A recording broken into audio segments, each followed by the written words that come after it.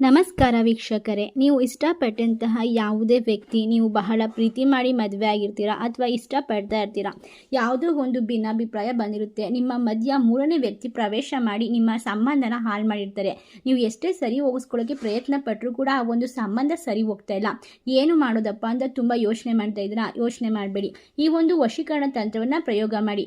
ಕೇವಲ ಈ ಒಂದು ತಂತ್ರದ ಪ್ರಯೋಗದಿಂದ ನೀವು ಇಷ್ಟಪಟ್ಟಂತಹ ವ್ಯಕ್ತಿ ಯಾರ ಮಾತು ಕೇಳಿ ನಿಮ್ಮ ಮಾತು ಬಿಟ್ಟಿದ್ರು ಕೂಡ ಅವರಾಗೆ ಮಾತಾಡಿಸ್ತಾರೆ. ಮೂರನೇ ವ್ಯಕ್ತಿ ನಿಮಗೆ ಎಷ್ಟೇ ಒಂದು ಫಿಟ್ಟಿಂಗ್ ಇಟ್ಟರು ಕೂಡ ಅವರು ಅದನ್ನು ಕೇರ್ ಮಾಡೋದಿಲ್ಲ. ಆ ರೀತಿಯಾಗಿ ಇದು ನಿಮಗೆ ಪರಿಹಾರವನ್ನು ತಂದುಕೊಡುತ್ತದೆ. ಈ ಒಂದು ತಂತ್ರವನ್ನು ಯಾವ ರೀತಿ ಮಾಡಬೇಕು, ಯಾವ ದಿನ ಮಾಡಬೇಕು, ಯಾವ ಸಮಯದಲ್ಲಿ ಮಾಡ್ಕೊಳ್ಬೇಕು ಎಂಬ ಸಂಪೂರ್ಣವಾದ ಮಾಹಿತಿಯನ್ನು ಇವತ್ತಿನ ವಿಡಿಯೋದಲ್ಲಿ ನೋಡ್ತಾ ಹೋಗೋಣ.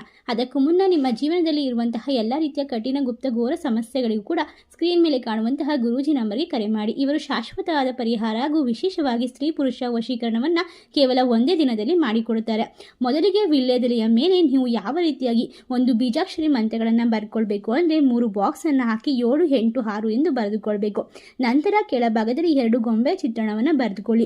ಅದು ಒಂದು ನೀವು ಮತ್ತೆ ಇನ್ನೊಂದು ನೀವು ಇಷ್ಟಪಡೋ ವ್ಯಕ್ತಿಯ ಹೆಸರನ್ನ ಈ ರೀತಿಯಾಗಿ ರೆಡಿ ಮಾಡಿಕೊಂಡ ನಂತರ ಎಲೆಯ ಹಿಂಭಾಗದಲ್ಲಿ ನೀವು ಮತ್ತೆ ನೀವು ಇಷ್ಟಪಟ್ಟಂತಹ ವ್ಯಕ್ತಿಯ ಹೆಸರನ್ನ ಬರೆದುಕೊಳ್ಬೇಕಾಗುತ್ತೆ.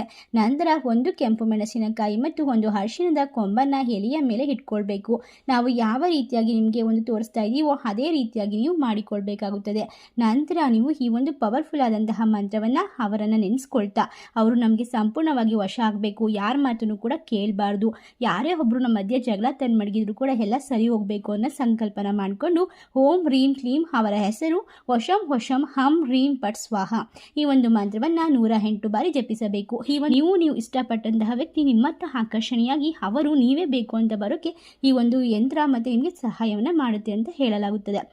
ನಂತರ ನೀವು ಈ ರೀತಿಯೆಲ್ಲ ಸಿದ್ಧಪಡಿಸಿಕೊಂಡ ನಂತರ ಈ ಒಂದು ತಂತ್ರವನ್ನು ಮಾಡಿದ ನಂತರ ಏನು ಮಾಡಬೇಕಪ್ಪ ಅಂದರೆ ಆ ಒಂದು ವಿಳ್ಯದೆಲೆ ಮತ್ತು ಆ ಒಂದು ಅರಿಶಿಣದ ಕೊಂಬು ಎಲ್ಲವನ್ನು ಒಂದು ಮಡಿಕೆಯ ಒಳಗಡೆ ಹಾಕಬೇಕಾಗುತ್ತೆ. ಆ ವಿಳ್ಯದೆಲೆಗೆ ನೀವು ಒಂದು ಬಿಳಿಯ ದಾರದಲ್ಲಿ ಸುತ್ತಿಕೊಂಡು ನೀವು ಕೈಯಲ್ಲಿ ಅದನ್ನು ಹಿಡಿದುಕೊಂಡು ಈ ಮಂತ್ರವನ್ನು ನೆನಪಿಸ್ಕೊಂಡು ಆ ಹುಡುಗಿನ ನೆನೆಸ್ಕೊಂಡು ಅಥವಾ ಹುಡುಗನ ನೆನೆಸ್ಕೊಂಡು ಆ ಒಂದು ಮಡಿಕೆಯ ಒಳಗೆ ಆ ಒಂದು ಎಲೆಯನ್ನು ಹಾಕಬೇಕು. ಇದನ್ನು ತೆಗೆದುಕೊಂಡು ಹೋಗಿ ನೀವು ಏನು ಮಾಡಬೇಕಪ್ಪ ಅಂದರೆ 3 ಕೂಡುವಂತಹ ರಸ್ತೆಯಲ್ಲಿ ಯಾರು ತುಳಿದೇ ಇರುವಂತಹ ಜಾಗದಲ್ಲಿ ಒಂದು ಮರದ ಕೆಳಗಡೆ ಅದನ್ನು ಊತಿಟ್ಟು ಬರಬೇಕು. ಈ ರೀತಿಯಾಗಿ ಮಾಡಿದರೆ ನೀವು ಇಷ್ಟಪಟ್ಟಂಥವರು ನಿಮ್ಮಂತೆ ಮಾಡಿಕೊಳ್ಳಲು ಸಾಧ್ಯವಾಗುತ್ತದೆ.